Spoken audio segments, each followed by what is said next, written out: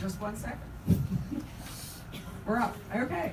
And now you can share it to your own Facebook page if you would like. Or you can not bother. That's the case, maybe.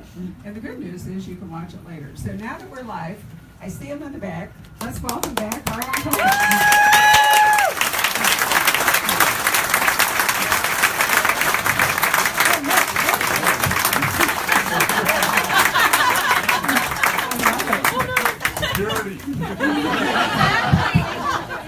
That's too funny. It's like a sports event.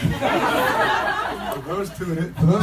I don't remember when they were here last time. We'll show you pictures later. Yes. I have them right here. They got them over there. They call themselves Coben's Cuties. Yes. It's a hard life I lead. You know what? It's tough being on the road, but someone's got to do it. I've never used this at the beginning. I can remember when Harlan was kind of well, were you ever actually modest and shy, or am I just hallucinating? Sounds hallucinating to me. Anyway, we've been friends forever. When did your first book publish? Do you remember? My very first book came out in 1990. See, so it was right after I opened the bookstore. I was 1. You were 1 and I was still 50. Was that Play Dead? Was that Play Dead? That was Play Dead. Yes. That's awesome that you can remember. Every once in a while, I see an author just go completely blank. It took me a minute or two, but yes. And the first 2 books, Play Dead and Miracle Cure, were the small press, and I hated them so much because we always hate our early work anyway. That for over 20 years I wouldn't let them back in print, and then the French put them back in print. And and if you see a copy back there, I insisted as the only way of allowing them back in print is if I could put a letter in the front saying, dear reader, don't read these. Only if you've read all my other ones and you're like, a completist and a nutcase, should you read these, because they're not very good. Actually, there's a letter saying something like that. And I started getting emails from people saying, no, these ones are good, your new stuff sucks. I can't please everybody. My husband is This tricky water, I can't open it. I know, I have to say it out loud. My husband is a non-observant Jew, so I rely on Jonathan Kellerman to keep me current on basically everything. But am I not right that Saturday is Yom Kippur, the Day of Atonement? Yes, it's Friday night, Saturday. So doesn't that fit into what Harlan was just saying? Yes. We should Now, you mentioned the French, and one thing, you're a rock star here, but the French have taken to you, wow. Yes. You're actually going to France at the conclusion of your book tour, right? Yes, I am. I am the Jerry Lewis of crime fiction. I keep telling my German publisher I want to be the David Hasselhoff. I was in Germany, so I do in France. But yeah, and it's been great. If you have Netflix, by the way, there's a French TV show also. I'm sure the English language one, but there's one. It's in the book No Second Chance. And it's 6 episodes. You have to read subtitles or speak French, but you'll forget the subtitles are there pretty fast. It actually worked out really nicely. And I just did another one over there for the book Just One Look, starring Virginie Roubaillon. That's the only French I can say, and they make me learn how to say the actresses' names at least. And I'm so bad with foreign languages, it's horrible and embarrassing. But I have to learn the actresses' names when I go on the TV over there.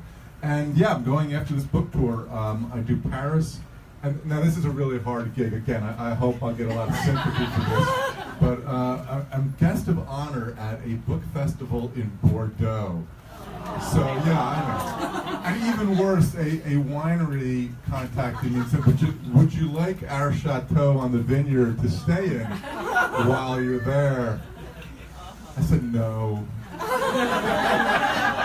And then they did an offer to interview me, so I asked Lee if he wanted to. Lee Child, by the way, will go to the opening of the garage door. So Lee immediately was like, I'm there, I'm at the chateau, so be there also. Bordeaux is actually a really rising city for any of you who paid attention. If you read like the travel section of the New York Times, it's making a whole sort of 20th century renaissance. So you'd be perfect. In France, I'm going to teach you to say this. You are a succès fou. You're not going to teach me to say that. A succès fou is a wild or mad success, if you say it in French.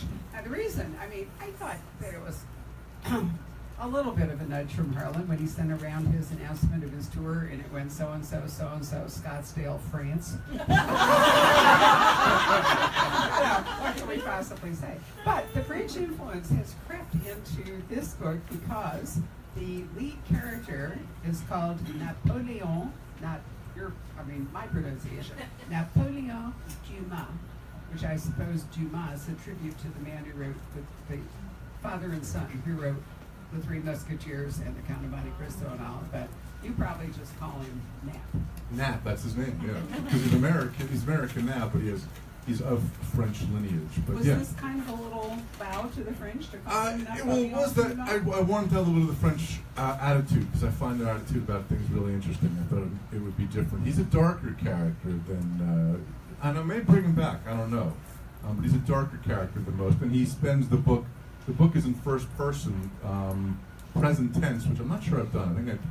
But he also is telling the story to his dead twin brother, who died 15, 20 years ago. And so I thought that just all mixed well together. It really does. I was going to ask you, Harlan was telling me there was an article in I can't remember, those of you who got Harlan's email, there was a link to, is it the New Jersey News? The New Jersey Star Ledger. Thank you. I noted a few Star Ledger. The biggest paper in Jersey, and there's a few Jersey folks in here. Now, I thought it was an interesting approach, as the woman said. I wrote it down here, because I didn't think I could remember to quote it. Great Coben, she says, is in that Yankees Springsteen Sopranos category. And this is great Coben. Even if we never see the characters again, that's fine.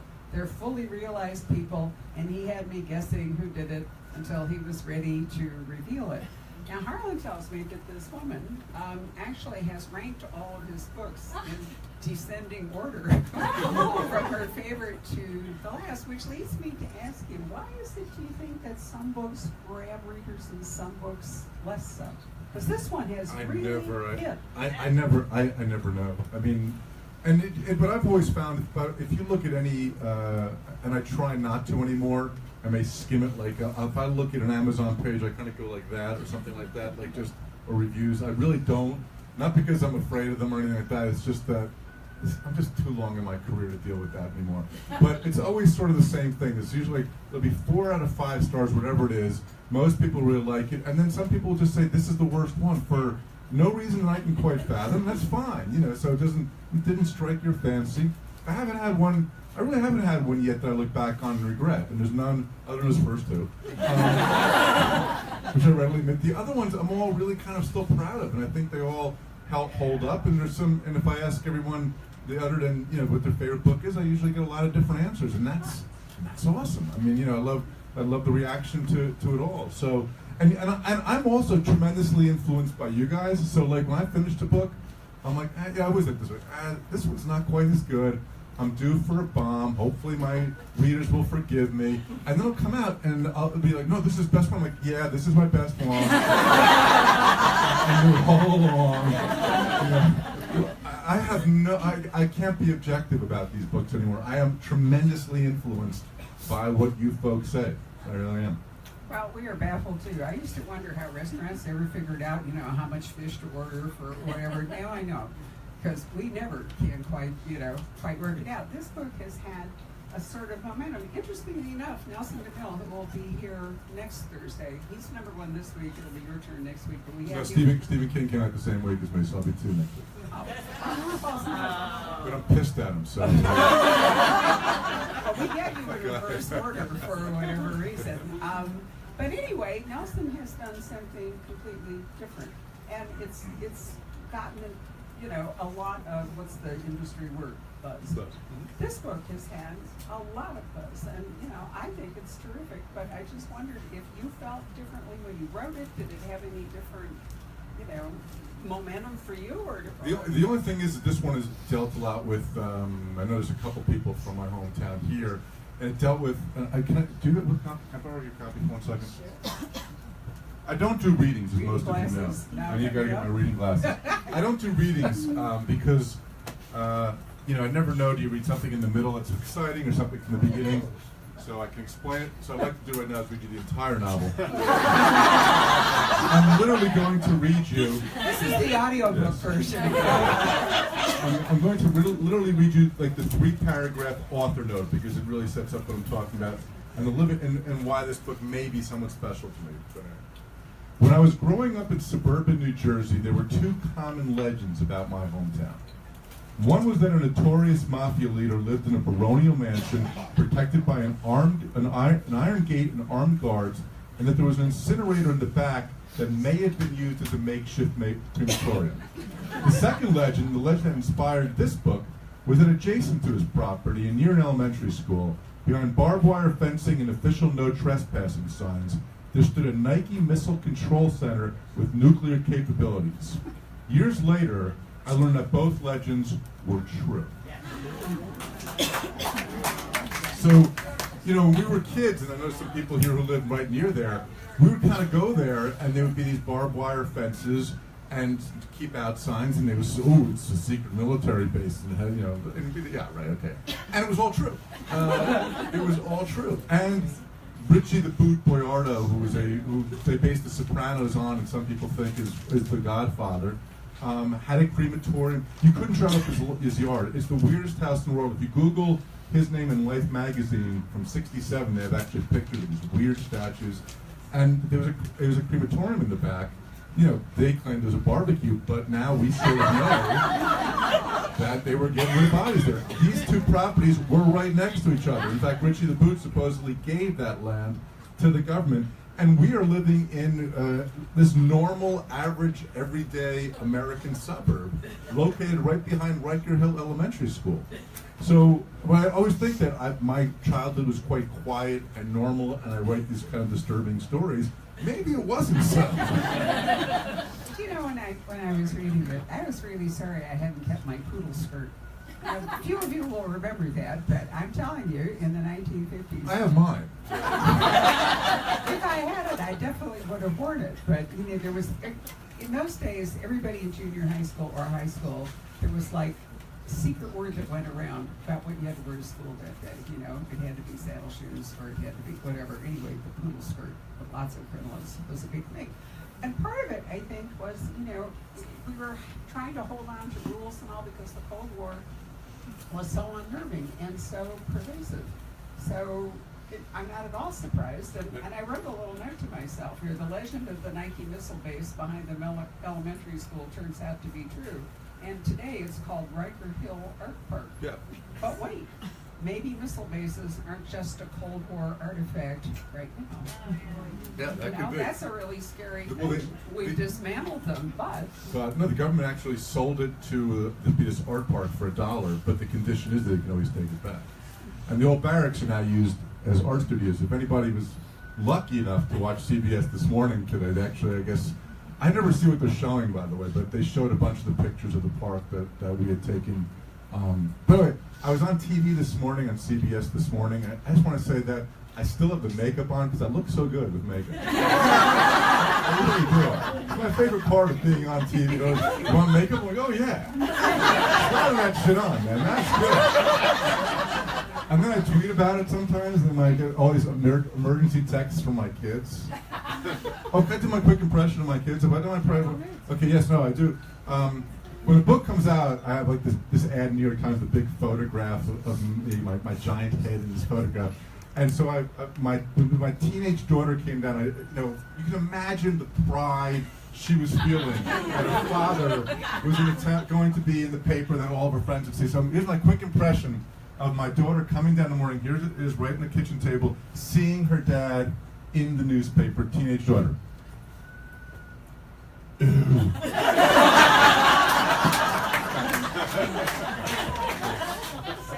Wait, one more thing. I'm sorry. One more thing, because I want to give you, this is an example of how to write, by the way, because there's people here who want to write, but I want to show you, when people say, how do you create characters? I'm going to first of all, you can't tell my wife and daughter I'm doing this, okay? This is a text exchange between my wife and my daughter. Just for it, it goes, wife, mother, daughter, mother, daughter. That's it, 4 lines, and this will sum up to you. This is creating character. Watch how you learn about their relationship. to just these 4 lines. Again, I didn't read this to you. Mother, why are you home? Daughter, stomach wasn't feeling well. Mother, oh, mine too. Diarrhea? Daughter, bye. Right? You get the whole relationship right there. 4 lines. That's right. I'm sorry, I just went off the tangent. No, it's great. You should run off and get going. But since you were brought up characters, I have one more thing that I wrote down because I thought it was so great. Napoleon, Nap for short, this is what he says about himself. See, I am the rarest of creatures in suburban towns, a straight, single, childless male. It's about as common out here as a cigarette in a health club. So I work hard to come across as normal, boring, and reliable. Now that is a really great character sketch. Oh, He's thank you. undercover all the time. Yes. Well, when I was growing up, like, those single kind of guys were fine, and everybody loved them, and they were the Little League coaches, and now we know more things about them. So they're all looked upon as suspicion. So I am thinking, like, in my neighborhood, if there's a single guy living alone in a house in that neighborhood, people are, back in those days, you weren't, so maybe you should have been. So that's kind of the interesting dichotomy there that I had fun with creating him. Did we mention he's a cop? He's a cop. Yeah, I never did a cop before, I don't think, as a lead. One other time, missing you, a female cop. But it's been a while since I've done cop. Because part of the reason I don't like to do cop is I'm really lazy researcher. Michael Connelly, he's good, right? He's got all the cop information, and he has a bunch of cops on his staff, and they know everything. And I'm just like, all right, he's got a gun. And, Make things I up. have to say it.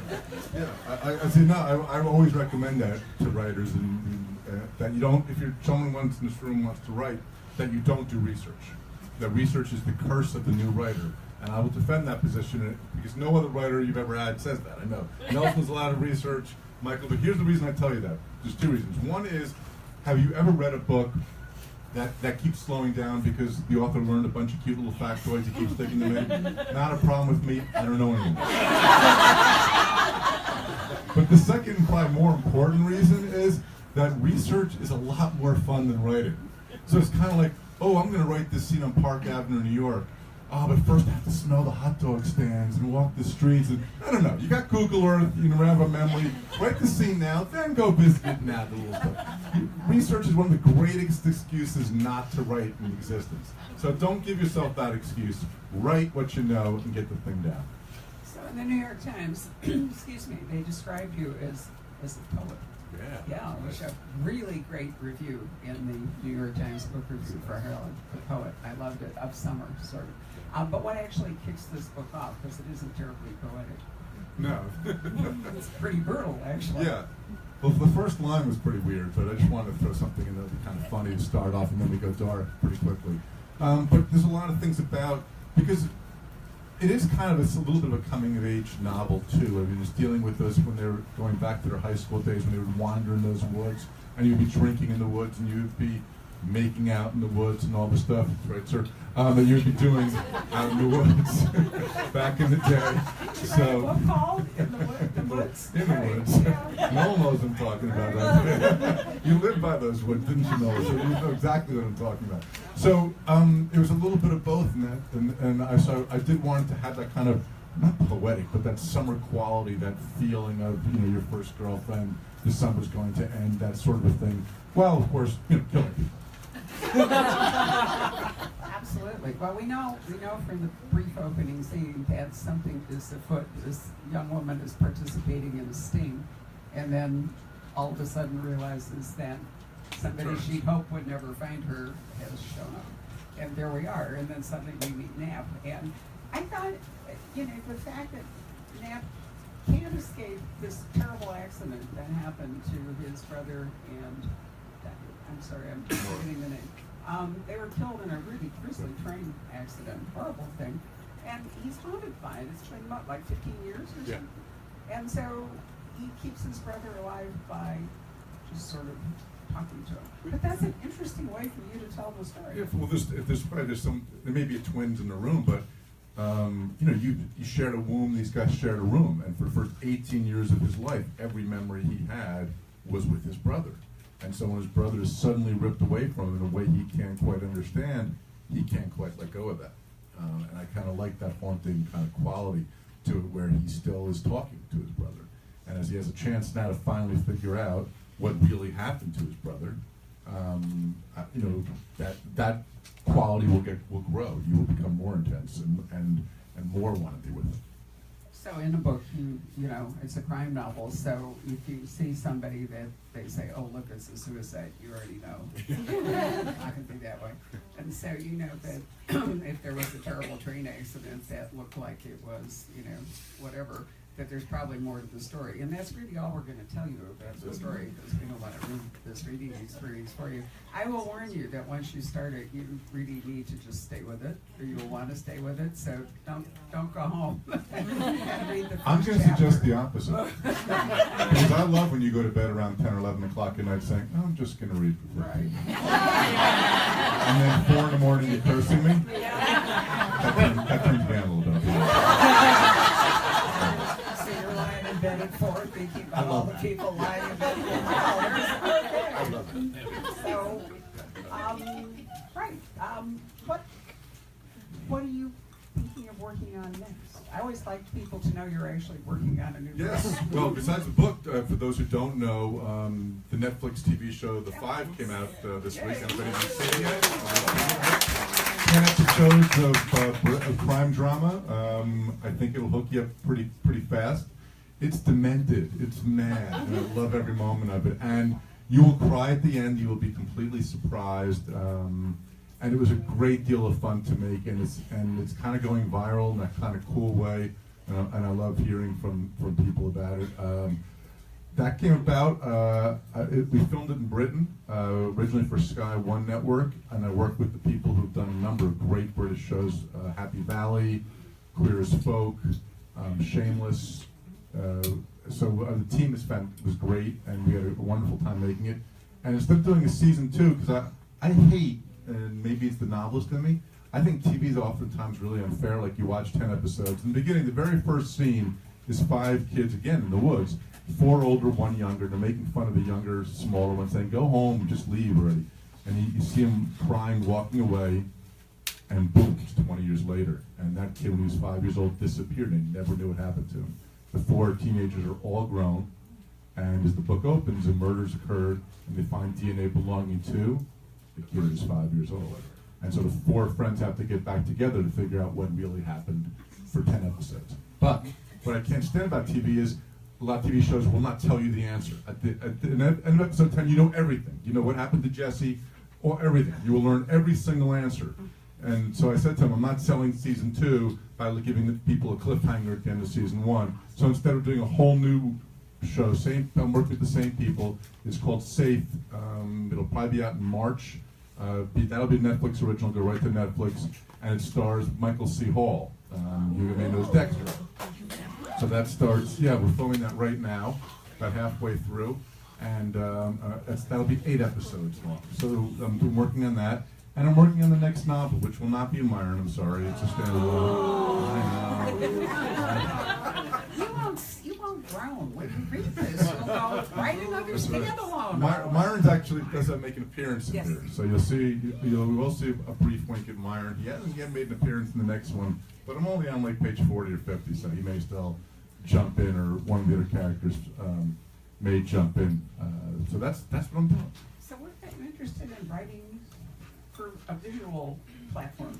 It was kind of, why not? I mean, I love TV. We're in a golden age of TV. And what I was able to do with The Five, which I don't think you could have done a number of years ago, is I actually, instead of writing a novel, this is a novel idea, I just put straight on the screen. It wasn't adapting a novel.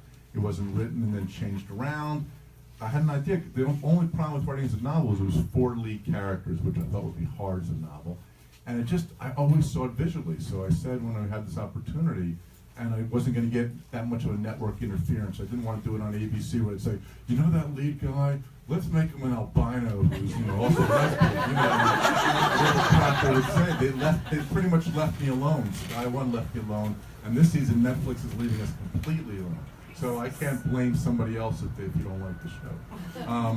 So that was the appeal. I thought, how cool. And the other thing is, to be honest with you, okay, this is my 30th novel, Don't Let Go. That's a lot of time alone in a room. I'm good that way. I may seem like an extrovert, but I am actually an introvert. And most writers are. By definition, an introvert is a person who gains energy by being alone versus an extrovert gains energy by being out. And when I'm out, I start to cry quickly. So I'm good alone, but it was fun to say, after all this time, let's collaborate with some really wonderful, talented people. And it was fun. It was a lot of fun. I love doing it. I think it's great that you're doing it, as original rather than adapting a book. But adapting a book, I've talked to Diana about Outlander. She went over to watch. She wrote a script, and so she went to Scotland to watch them film it, and realized that she'd written a scene with, let's say, a particular physical configuration, like the scene of the castle or something, but the actual castle they're filming in doesn't work, right? So, if you're adapting a book, you do have to, things have to change in order to make it visual, but if you're doing it originally, like you are, then that doesn't come into play, right? Well, it still does, because it's never, what I write, what I'm thinking in my head is never close to what comes out on the screen. It just doesn't work that way. But sometimes it's better. Sometimes they'll find a location that's actually better. The very first scene of the TV show The Five was filmed beautifully and better than in my head that I saw it. I described to them exactly what I wanted, and they went in a slightly different direction, and it was actually better. And it's kind of cool, you create a character, like I created Mark, and then Tom Cullen, who you may know as Lord Gillingham on Downton Abbey, then takes that character to another place, and the director takes him somewhere else. So it's just different. You have to let go of that kind of a thing. And I did adapt No Second Chance, and I'm willing to make changes. I did tell no one, made a lot of changes, and No Second Chance, I changed the lead character from a male to a female. It just worked better on TV, and it worked better 13 years later to update that story and make Mark Sidon a female and work with Sweat Woman Alexandra Lemay. But you guys can watch it yourselves. Tell No One was your first visual adaptation, right?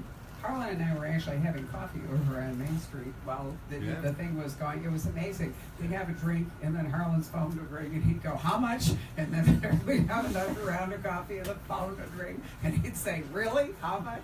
It was so interesting to watch it go on, but it ended up being made In France, company, after all that, they didn't make it, But it was terrific. They're horrible. The way the French did it, I The thought French did a turned good out job. really well. Yeah, they did a good job.